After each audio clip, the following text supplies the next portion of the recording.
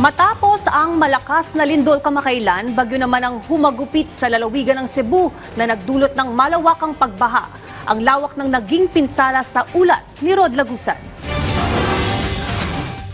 Ang lalawigan ng Cebu ang pinaka-naapektuhan ng pananalasa ng Bagyong Tino sa bansa. Base sa mga kuwang larawan at video, lumubog ang maraming bahagi ng Central Cebu. Base sa datos ng Pag-asa, nahigitan ng monthly average rainfall sa Cebu sa pagdaan ng Bagyong Tino. Naitalang halos 1.5 buwan na dami ng ulan na ibinuhos sa loob lamang ng 24 na oras. Paliwanag ni Pag-asa Weather Specialist Benison J. Estareja, kadalasan na hindi maulan ng buwan ng Nobyembre sa Cebu, kumpara kapag panahon ng tag-ulan.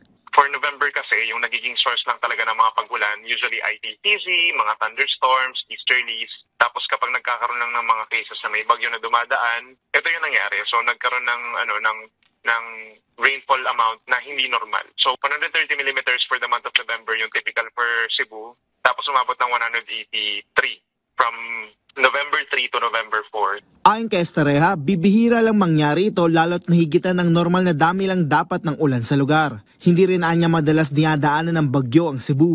Most likely yung mga nandun lang sa may northernmost portions, pero yung tumawid talaga sa gitnang bahagi ng Cebu, hindi siya typical na nangyayari every year. Dagdag pa ni Estareja, malaki ang epekto sa urbanized area na nakaranas ng buwas ng ulan sa Cebu. Yung binagsakan kasi ng ganun kadaming ulan sa Cebu, highly populated kasi ang Metropolitan Cebu as compared to Southern Leyte na hindi ganun kadaming tao. Kaya mas maraming apektuhan talaga. Naobserbahan din ng Pag-asang nasa 235 millimeters na ulan sa maasin Southern Leyte o nasa higit 1 buwan na dami ng ulan kumpara sa normal.